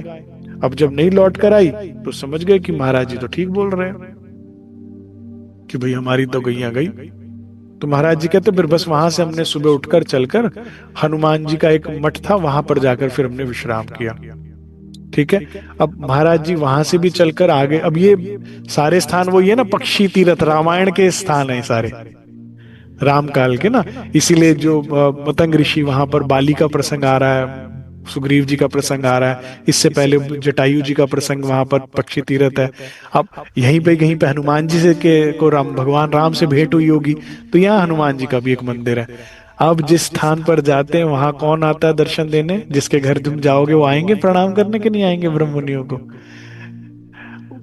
गौमुख गए, कैलाश गए तो भगवान शिव प्रणाम करने आए, यहाँ हनुमान जी आ जाएंगे।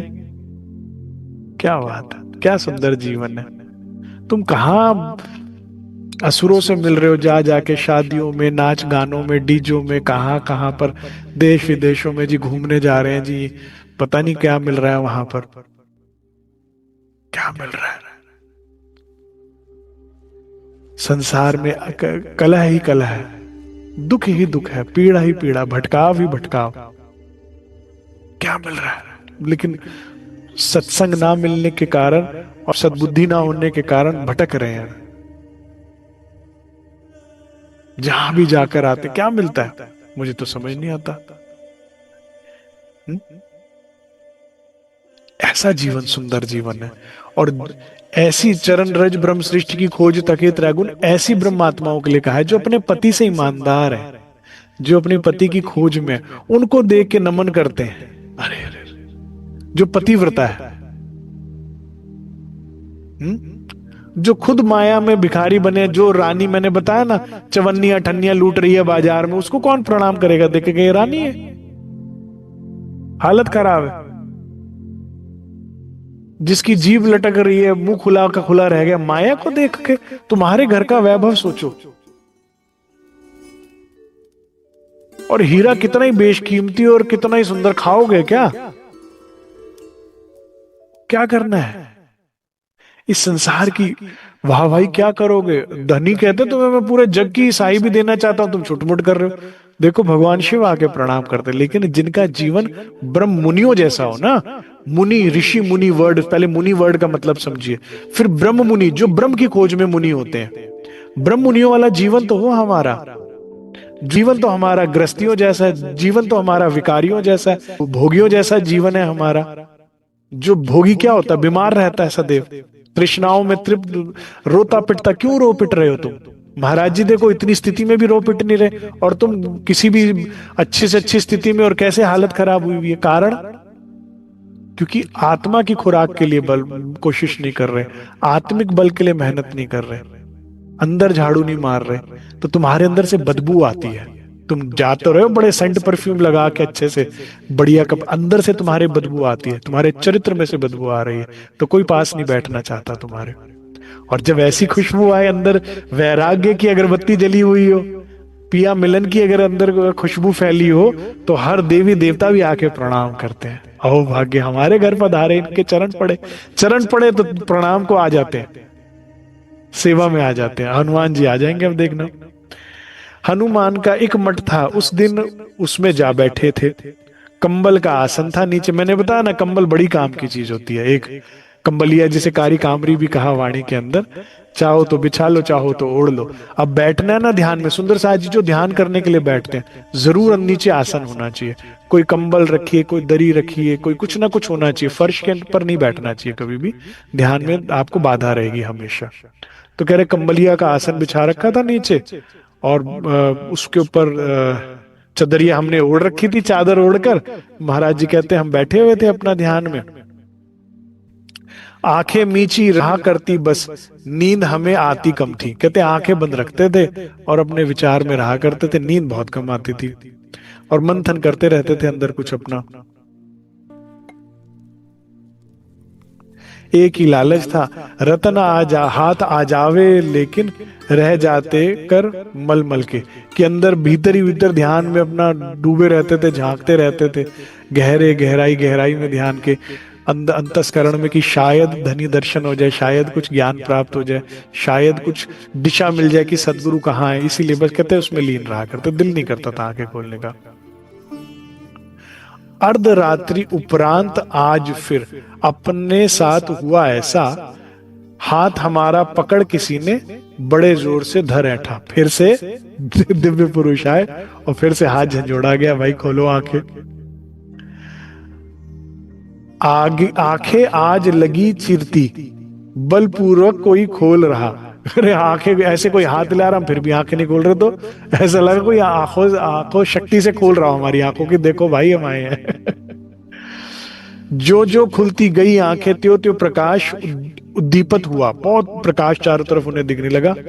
जैसे सूर्य निकल चला हो, रात में जैसे सूरज निकलता हो। देखो जितने भी महापुरुष होते हैं उनमें भी कितना प्रकाश होता है, तो हमारे परम धाम में कितना होगा।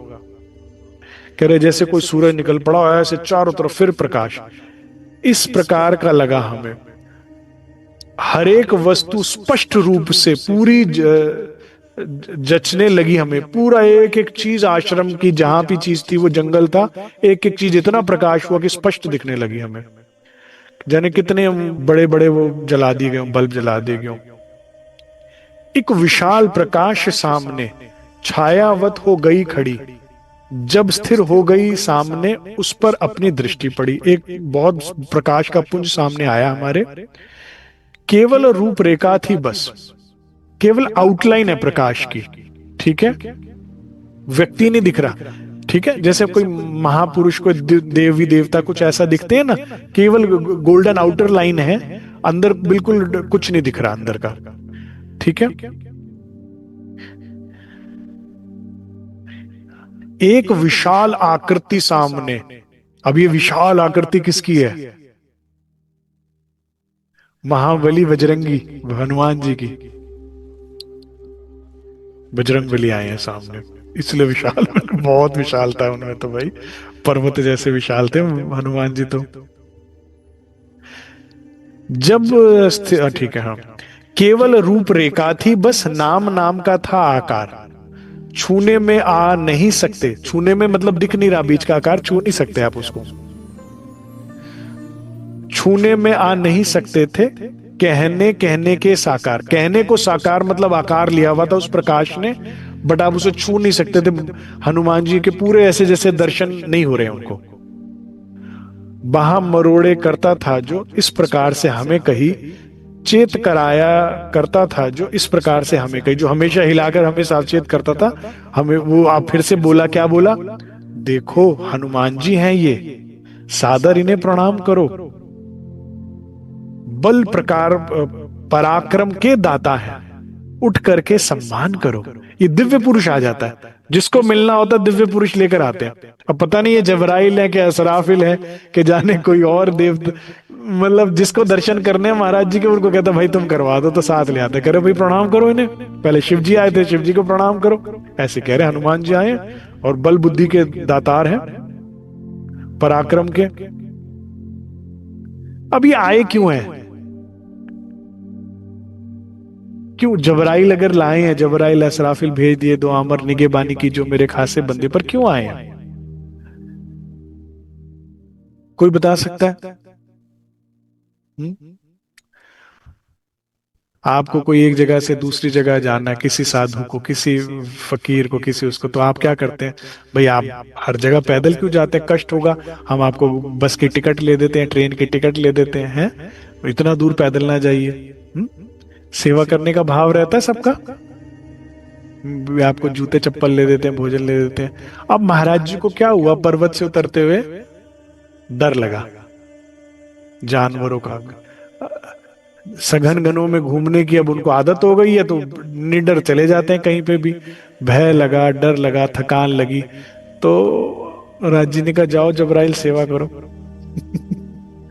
ठीक है, इसलिए आए हनुमान जी। देखिएगा सर पूरा प्रसंग ये होते ना, तुम अपना कह रहे हो राज्य महाराज गाड़ी दे दो, राज्य महाराज ये दे दो, राज्य महाराज हवाई यात्रा करवा दो, तुम्हारे पास यहां तक की ऑप्शन है। अपने आप को संभालो। अभी मैं पूरी बात बताऊंगा आपको। पंचवासना सब देव खड़े तहा मंत्र चले क्यों कर, इसकी व्याख्या सतगुरु सरकार साहब ऐसे करते थे, कह रहे जब प्रधानमंत्री अपनी पत्नी के साथ खड़ा होता ना लाल किले पे 15 अगस्त 26 जनवरी में, तो वायु सेना, जल सेना, थल सेना के बड़े से बड़े अधिकारी सैल्यूट मार के खड़े होते हैं सुरक्षा में कि बताओ जी क्या करना है काम। कहते हैं ऐसे पंचवासना, पंचवासना कौन कौन से हैं? भगवान शिव, भगवान विष्णु, ब्रह्मा जी को नहीं लिया, उनके मानसिक पुत्र 4 सनकादिक को ले लिया, शुकदेव मुनि और कबीर जी, ये पंचवासनाएं हैं। और सब देवता सेवा में खड़े हैं। वहां कौन सा मंत्र चलेगा? तुम जो डरते हो दुनिया में, सब सेवा में खड़े हैं, क्योंकि तुम किसकी अर्धांगिनी हो? अक्षरातीत की। तो अक्षरातीत की अर्धांगिनी, उसको समस्या आई है, करे जाओ सेवा करो भाई। इन्होंने तो मानना नहीं, जंगल जंगल घूम रहे हैं सदगुरु को खोज में, तो ना भय लगे ना थकान लगे, तो जाओ हनुमान जी सेवा के लिए। हनुमान जी, ये अभी महाराज जी को हनुमान जी मिलेंगे, मिले और इनके अंदर समाएंगे। और महाराज जी आगे चल के बीतक में बताते हैं कि जब वापस भी अपने गांव आए ना, तो कोई कोई प्रश्न पूछता था, समस्या होता तो दिव्य पुरुष ये हनुमान जी से पूछ के बता देते थे। और इसी शक्ति का प्रदर्शन बहुत आगे जाके चलसीने के राजा के साथ जब होगा ना, तब भी आता है। जो चलसीने के राजा जिन्होंने महाराज जी की बहुत सेवा करी, और उनकी दोनों बेटियों ने भी बहुत सेवा करी, आशा भगत तो मिली भी है उन दोनों की बेटियों से भी। तो वो चलसीने के राजा के जब साले साहब, राजा के साले साहब जब आएंगे ना महाराज जी के पास पहली बार कि हमारी बहन बहुत बीमार है, कृपा करो चलो हमारे साथ, तो महाराज जी तब भी ऐसे ही बोलते, करे हनुमान जी क्या कह रहे हैं, इनके मंदिर में तुमने मछलियों के जाल रख दिए। मैंने कहा जैसे हरा ये तुम हनुमान जी इनके साथ रह रहे ऐसे बता रहे कि, तो ये तब से ये यहां से लीला शुरू हुई है। ठीक है, इस प्रसंग से ये सहायता देंगे तुमको, बल इन्हें बस इन्हें हृदयस्थ करो, हृदय में बसा लो, और ये आपको पूरी सहायता करेंगे। हमने कहा अलक्षित बंधु, अलक्षित बंधु जो तुम दिख नहीं रहे, हे बंधु जो तुम दिख नहीं रहे हमें, बस प्रकाश ही दिखता है तुम्हारा, कृपया हमको माफ करो। उत्तर इस प्रकार का देकर बैठ गए, मुंह फिर नीचे कर। दिव्य पुरुष बोला अपने से, बाहों को झटक करके करा, अरे भाई सुनो। वैराग्य में रूह बढ़ती है तो इतनी बढ़ जाती है, अगर नहीं चाहिए भाई। वही चाहिए, उसी से चाहिए जो चाहिए, एक ही बात पे स्थित है। पता ही नहीं कि हुक्म से भेजा गया वो व्यक्ति। पहले कई बार जब होता तब जाके मानती है रूह, नहीं चाहिए नहीं चाहिए, उसका ही चाहिए जो चाहिए। दिव्य पुरुष बोले अपने से, बाहों को झटक करके, हनुमान जी खड़े हुए हैं, तुम प्रणाम तक नहीं करते, शिष्टाचार नहीं है ये, बुरी बात है, यूं नहीं करते। डांट नहीं रहे, धमका नहीं रहे, बड़े अभी भी ऐसे नहीं करते, बुरी बात है, नहीं नहीं प्रणाम। और देखो हनुमान जी ऐसे खड़े हुए सेवक की तरह करें सेवा। कुछ नहीं बुरा मान रहे हनुमान जी, सोचो तुम कौन हो, कौन हो तुम। देखो हनुमान चालीसा किसी ने कभी पढ़ी है? मैंने तो बहुत पढ़ी है। राम जी के सारे काज संवारने वाले हाथ जोड़कर खड़े हैं विनम्रता के साथ। महावीर विक्रम बगल बजरंगी। हम्म? करे ऐसा नहीं करते। उन्हें देखकर मैं बोला, भाई हनुमान है होने दो, क्या मतलब है इससे, अपने को हमको बैठे रहने दो। क्यों सहायता लेंगे इनसे? अब किसी से नहीं लेनी राज्य के अलावा, जिसकी खातिर घूम रहे, बस ये दावा। कितनी बड़ी बात है। हम तो अहरे गहरे नत्थु गहरे, किसी से भी बस जहां से जो सहयोग मिले तुम्हें, तुम्हारी काम की चीज, काम होना चाहिए, चाहे वो कितना ही दुराचारी हो, दुष्ट हो, उसकी वजह से हमारी संगत खराब हो, हमारा कर्म खराब हो, उसकी वजह से जीवन खराब हो जाए, नहीं करना चाहिए, नहीं करना चाहिए। कम में गुजारा करो, एक धनी के अलावा किसी से आश्रित मत रहो, किसी से फेवर मत लो।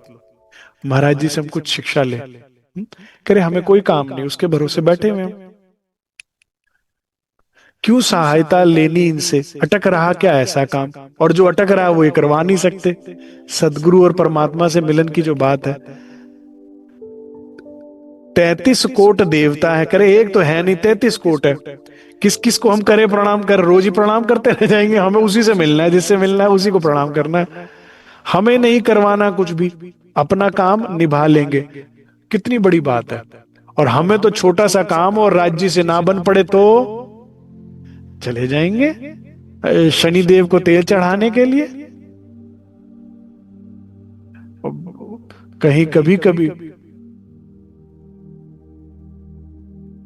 बाकी सब, मैं बताया ना एक सुंदर साथ करे अमित जी, वो सब तो ठीक है, राज्य तो ठीक है, परम धाम भी ठीक है, लेकिन संसार का काम तो संसार के देवी देवताओं से ही होगा ना। इसीलिए इसीलिए रखे हुए लक्ष्मी गणेश जी, क्या हो गया, इसीलिए रखिए कुल देवी। महाराज जी कह रहे बस एक से काम है, बस वही काम है और कोई नहीं, एक के आश्रित, बस वही सुखी है।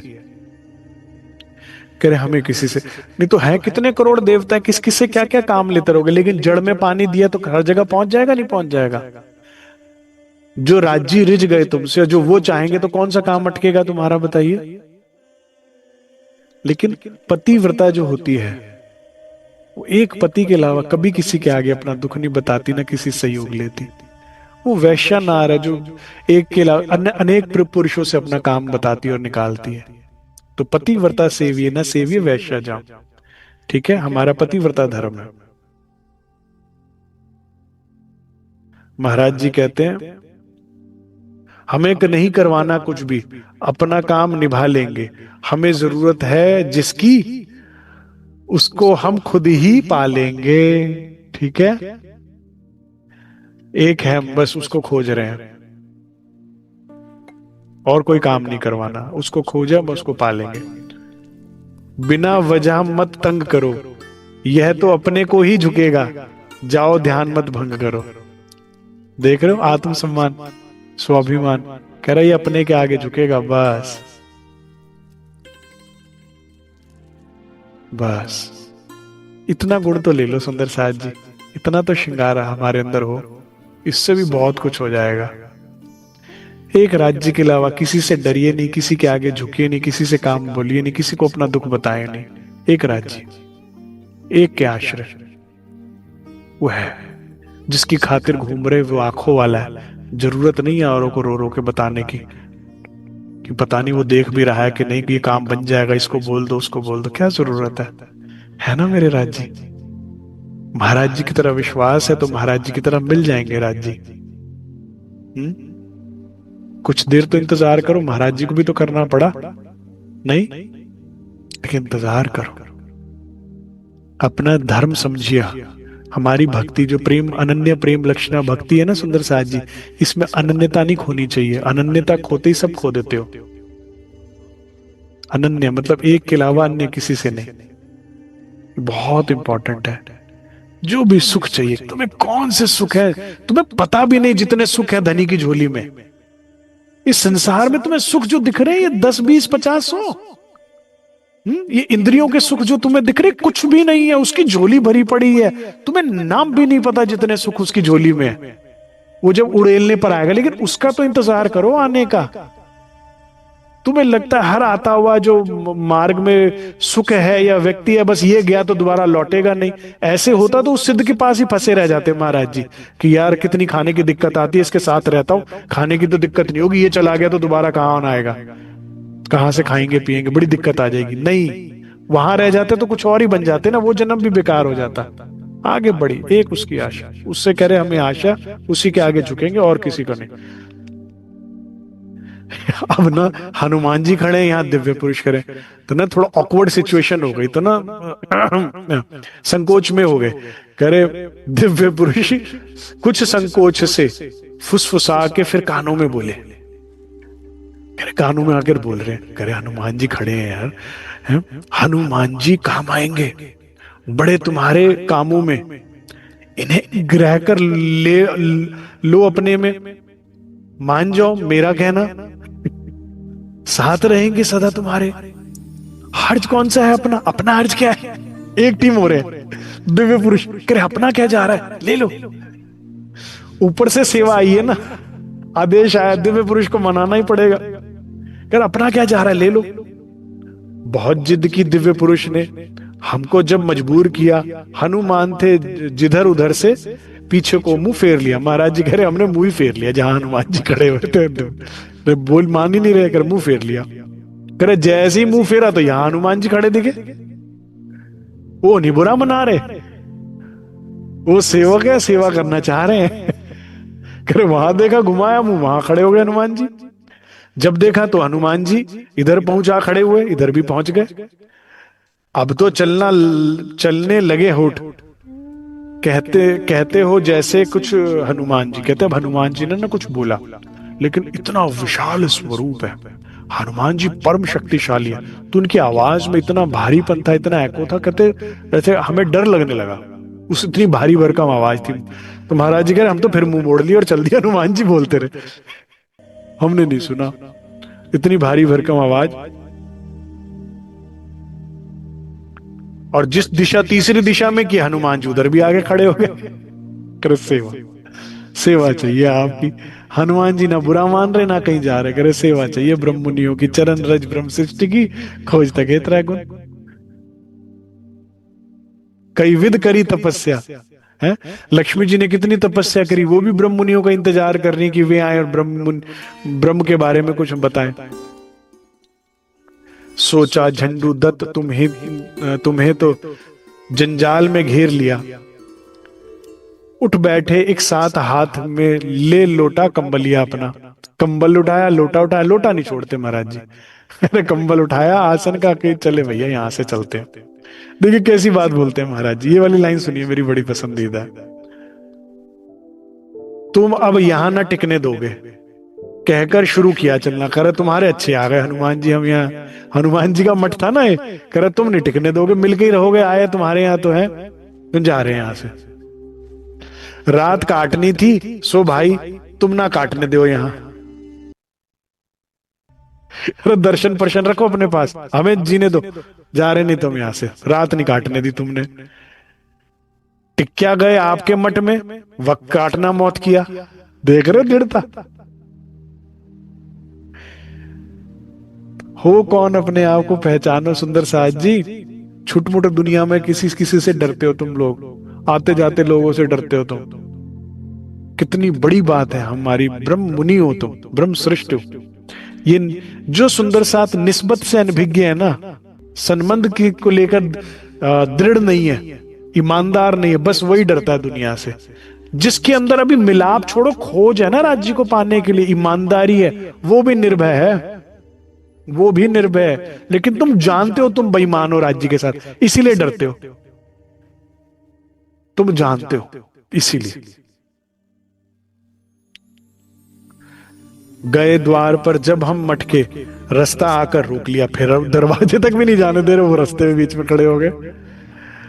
रामचंद्र जी के सब मुश्किल सुलझी थी इनकी द्वारा, इन्हीं ने मुश्किल सुलझाई थी सीता जी को ढूंढकर, इन्होंने बताया था राम लंका में है, और क्या बात कर रहे हो तुम। मान जाओ, इनको अपना लो, काम सुधर जाए तुम्हारा। अब देखो, अब मेन मुद्दे वाली बात पर आ गए जो मैंने पहले बोला था। जंगल और बियाबानों में विचरा करते हो हर वक्त। अब शक्ति साथ में होगी, भेज दिए दो आमर निगेवानी के जो मेरे खासे बंदे पर, पंचवासना सब देव खड़े। मिलिट्री साथ चले तो ठीक रहेगी, चिंता नहीं रहेगी। ठीक है ना? क्या है ना सुंदर साथ जी, क्या हनुमान जी की जरूरत है रू को? क्या राज्य नहीं खड़े सर पे ऑलरेडी? लेकिन ये हमें तो नहीं पता ना, अभी इस वक्त महाराज जी को तो नहीं पता ना कि राज्य सर पे खड़े हैं। अभी तो राज्य का राह भी नहीं पता उन्हें, तो भय लग गया जानवर को देख के। तो जो सबसे शक्तिमान है इस वक्त इस ब्रह्मांड में, हनुमान जी हैं। तो ऐसा भाव बना दिया कि ये तुम्हारे साथ साथ चल रहे, डरना नहीं है। जब रू राज्य की खोज में, तो राज्य बहुत कोशिश करते हैं कि रास्ता सुगम हो। अगर तुम्हारे जीवन जीने की वजह धनी को पाना है, बस ईज ऑफ लाइफ है। फिर अगर तुम्हें दुनिया में धनी के अलावा कुछ पाना है तो डिफिकल्टीज है। ठीक है? अब वो इसीलिए राज्य तो है, लेकिन ना अभी सामने आने का समय, ना बताने का समय। जो पता है उन्हें वो हनुमान जी पता है, भगवान शिव के रुद्र अवतार, तो उनको कह रहे हैं दिए साथ में, अब चिंता ना करना। इसके बाद महाराज जी कभी डरेंगे नहीं फिर आगे। इसीलिए समझ गए मेरी बात आप? हाँ। जंगल और बियाबानों में विचरा करते हो हर वक्त, आवश्यकता कदम कदम पर, सहायता की जरूरत है सख्त। अब महाराज जी को प्रसंग याद दिला दिया कि इसलिए हुक्म से आया, ले लो इन्हें। अगर अगर अपना ही लो, हर्ज क्या होगा बतलाओ? रक्षा करेंगे साथ रह करके। ठीक है? सेवा में, रक्षा में रहेंगे, क्या चिंता तुम्हें? लेकिन अनुमति के बिना नहीं रह सकते ना साथ में, ब्रह्म आत्मा की अनुमति चाहिए। परवश से रह गए खड़े, कहते घिर गए चारों तरफ से, जहां जाए हनुमान जी। झंडू दत्त आज चक्कर में बेडब आन पड़े इनके। वैसे दिव्य पुरुष अपने, अब महाराज जी अंदर विचारने लगे, कह रहे वैसे दिव्य पुरुष ने कभी हमारा नुकसान नहीं किया। वैसे दिव्य पुरुष अपने अनहित का कभी ना सिद्ध हुआ। ये कभी इसने अनहित नहीं किया हमारा। कभी किया कोई गलत दिव्य पुरुष ने? कर नहीं किया। पहले जब दर्शन हुए थे तो चिंता में आया कि कोई विपदा है कि कोई सुविधा है, समझ नहीं आ रही कि कोई विपदा गले पड़ गई है कि क्या है। लेकिन उसके बाद से कई बार हुआ कि जब भी आए हैं दर्शन दिए दिव्य पुरुष ने, कभी हमारा कुछ बुरा नहीं किया। बल्कि दर्शन कई बार हमें इन्हीं की कृपा से, दृष्टि से हुआ। कह रहे इन्हीं की कृपा से हमें कई बार दर्शन हुआ है। बल्कि जब है इतना गहन आग्रह, देखिए राज्य की, महाराज जी की बात, रू का वो देखे रहे, अच्छा इतना आग्रह कर रहे हो तो फिर चुप लगा जाओ, तो फिर कह दो हनुमान जी को निचोले में आ जाओ। कर इतना आग्रह कर रहे हो तो ठीक है, कह दो उन्हें आ जाए। मैं इनका स्वागत करता हूं, कर लो तुम जैसे चाहे। मैं बोला यदि आप इसी में प्रसन्न हो तो आ जाओ। ठीक है? आपकी इसी में प्रसन्नता है तो आ जाओ। शब्द समाप्त हुआ जैसे ही, कहते जैसे ही मेरा आखिरी वर्ड हुआ, करे फटक अंदर प्रवेश, करे हो गई बात, मंजूरी हो गई। आकृति भी हुई समाप्त, सामने से आकृति समाप्त हो गई, घुलसी गई वायु में एकदम, निज शरीर में हो गई व्याप्त, अंदर जाने लगी। ऐसा लगा हमें अपने में जैसा कोई सरकता हो। भय, खुद भयभीत हुआ, अंदर से बाहर निकल भागता हो। अंदर जो जरा भी भय था ना, कहते वही लगता जैसे भयभीत हुआ और भागने लगा। वाको आग नाग बाग ना डरावे, डर सकल उनसे डरपत। कौन? जो धनी की खोज में, जो जीवन जी रहे हैं धनी को पाने में। अंदर उतर गए जब अपने, शक्ति का संचार हुआ। भय लवलेश रहा नहीं अंदर, जैसे जलकर शमशान हुआ। इस घटना के पश्चात यात्रा फिर अपनी प्रारंभ हुई। चाल तेज हो गई हमारी, पर थकने का नाम नहीं। अब चल नहीं रहे, महाराज जी उड़ रहे हैं, क्योंकि पवन पुत्र अंदर है। ठीक है? और चलते भी ज्यादा है, तेजी से भी चलते, और थकान बिल्कुल भी नहीं होती, क्योंकि महाबली है हनुमान। इजी हो गया। ऐसे वाहन भी मिलते हैं, तुम दुनिया की गाड़ियां ढूंढ रहे हो, तुम दुनिया में गाड़ियां ढूंढ रहे हो, ऐसे भी वाहन होते हैं कि चल नहीं रहे, उड़ते उड़ते महाराज जी सफर तय कर रहे हो।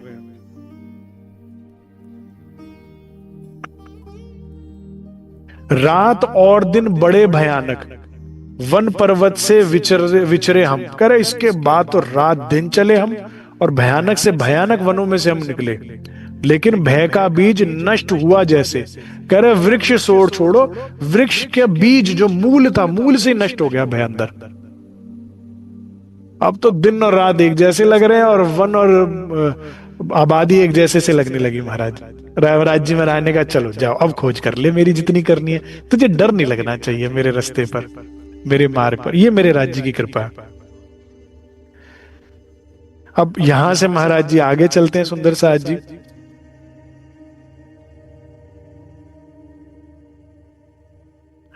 इतना ही स्वीकार कीजिए। बोलो श्री प्राणनाथ प्यारे की जय, बोलो श्री सदगुरु महाराज की। प्राणधर सुंदर साज जी, कितना सुंदर जीवन है उस परमात्मा का जो अपने दुल्हा, अपने धनी से ईमानदार है। और कितने धक्के हमारी जिंदगी में, कितने दुख और अशांति हमारे जीवन में है, जो हम धनी को छोड़ छोड़ संसार में भागते हैं। थोड़ा अपना जीवन शैली को बदलने की जरूरत, और जीवन सारा बदल जाएगा। आज जैसा कि बताया गया सत्संग में, कान और आंख ये दो मुख्य द्वार हैं आपके भीतर हृदय में प्रवेश करने के। इनको बड़े सोच समझ के जगह पे लगाया करें सुंदर साज जी, क्योंकि जो देखोगे सुनोगे उससे संस्कार, और संस्कार से इच्छाएं बनती हैं, और वही इच्छा आपके दुख या सुख का कारण बनेगी। क्योंकि माया का दूसरा नाम झूठ और तीसरा नाम दुख है, और राज्य का दूसरा नाम सत्य और तीसरा नाम सुख है। जो संस्कार बनेंगे, जो इच्छा बनोगी, वो पालोगे, उसके आगे खड़ा पाओगे अपने आप को। तो इन द्वारों का ध्यान रखिए, धनी के ऊपर विश्वास रखिए। जैसे लाला रूप में आए, हमारे हमेशा सर पर खड़े हैं श्री राज, चिंता ना कीजिएगा। कोई लौकिक परलौकिक कोई कार्य हो, धनी है हमारे सर पर, खबरदार खड़े हैं। और जैसे महाराज जी अगर वनों में घूम रहे हैं धनी की खोज में, सदगुरु ऋषि मुनि ढूंढ रहे, जंगल ही जाना पड़ेगा ना सुंदर साज जी, आबादी में थोड़ी बैठे होंगे। तो उसके लिए भी सेवक साथ में राज्य महाराज लगा देते हैं हमारे आपके। फिर क्यों चिंता करते हो? फिर निर्द्वंद निर्भय यात्रा शुरू करो राज्य के ऊपर। समझ जाओ माया अब तक जो कह रही थी सब बकती है, जो डरा रही थी सब बकती है। जहां धनी सहाय था तहां झक मारे माया। ये झूठ, ये स्वप्न, ये कुछ हमारा नहीं बिगाड़ सकता ये संसार। अगर कोई बिगाड़ रहा है तो हम ही अपना बिगाड़ सकते हैं। क्योंकि और बिगाड़ते भी कैसे हैं? अग्नि से शीतलता की आशा रखते हैं, कांटों से फूलों की कोमलता की आशा रखते हैं, और उसे पकड़ेंगे तो फिर हाथ हमारा जलता है, हमारा ही छिद्र छिद्र होता है। तो इसी तरह माया को अखंड मानकर तू अब कभी नहीं जाएगा और हमें सुख देगा, नहीं देती माया। और उसकी बजाय हम अगर धनी चरणों को पकड़ते हैं। मैं आज सब सुंदर साथ से एक आग्रह करूंगा, आपको कोई नहीं मिल रहा, कोई बात नहीं, वाणी मंथन कीजिए। वाणी से जो संस्कार बनेगा बस वही आपके जीवन को बदलेगा। अपने समय को बढ़ाइए वाणी मंथन के, और निडर होके बढ़ाइए। मैं अपने परिवार को समय नहीं दे रही, अपने बच्चों को नहीं दे रहे, अपने काम को नहीं दे रहे, कोई बात नहीं, सारे काज सवार देंगे, बिगड़े काज सवारे, सारे बिगड़े काज सब ठीक कर देंगे श्री राज। तुम जो समय, जिसका समय काट कर राज्य को दोगे ना, उस स्थान पर वो बरकत होगा। आपका जो समय करियर का है, जो समय पढ़ाई का है, जो समय नौकरी का है, जो समय परिवार का है, जहां का भी समय आप काट कर श्री राज्य को दोगे, वो उस कार्य में, उस क्षेत्र में आपकी बरकत करेंगे अपने आप, गारंटेड। तो निर्भय होकर राज्य के रास्ते पर चलिए। खोज बड़ी संसार रे तुम, खोजो रे साधो। महाराज जी का जीवन है, खोजत खोजत सतगुरु पाइए, सतगुरु संग करता। सतगुरु कौन? जो सत की बात करे आपको, जो धनी धाम परम धाम की बात सुने, लेकिन उसकी खोज में निकलिए। धनी की अगर चाहत धनी से मिलने की है तो धनी मिलेंगे, माया से मिलने की तो माया मिलेगी। तुम परम शक्तिशाली हो, तुम्हारी चाहत में बहुत बल है, लेकिन जो मांगोगे वो देखना पड़ेगा, ये सोच समझ कर चलो। और अगर सोच नहीं है, रहनी नहीं है, सद्बुद्धि नहीं है, तो ब्रह्मास्त्र मेरे से ले लो, आग्रह करो राज्य से। अगर कहो मेरे अंदर आग्रह करने का भी भाव नहीं बनता तो चिंता ना करो, भेज रहे हैं राज्य दुख तुम्हारे जीवन में। जब भी दुख आए, जब भी तुम्हारा कोई हृदय तोड़ दे, तड़पता हुआ जब तुम्हें छोड़ दे, मेरे पास आना है मेरे प्रिय, मेरा दर खुला है, खुला ही रहेगा तुम्हारे लिए, सदैव खुला है। तो जब भी जीवन में कष्ट आए, दुख आए, किसी से कोई दुख तकलीफ मिले, राज्य के आगे खड़े हो जाओ, तो वहां समझ जाओ ये बातूनी मेहर हुई है कि राज्य मुझ पे कृपा करो, मुझे सद्बुद्धि दो, मुझे अपने मार्ग पर चलाओ, मुझे अब आपसे मिलना है, अब किसी से नहीं मिलना, देख लिया संसार, क्यों दिन जावे एक लेकिन बिद बीते रात। बस जिसने ये बात करी उसका जीवन सफल हो गया, जो चाहोगे वो पालोगे। अगर दिन धनी के बिना नहीं बिताना तो वो आ जाएंगे ना, और जिनके दिनों में धनी आ गए तो उनका दिन धन धन हो गया कि नहीं हो गया। फिर यही ब्रह्मांड में परम धाम के सुख लोगे, तुम्हारा दिल परम धाम बन जाएगा, और यहीं पे परम धाम के सुख मिलेंगे। सुंदर लिया है हमसे पहले परमहंसों ने, ब्रह्ममुनियों ने लिया है, इसलिए कहा जा रहा है। बोलो श्री प्राणनाथ प्यारे की जय, बोलो श्री सतगुरु महाराज। बैठक के अंत में आप सबसे आशीर्वाद चाहूंगा कि आप सुंदर साहब का आशीर्वाद मिले और मेरी भी आत्मा जागृत हो। प्रणाम।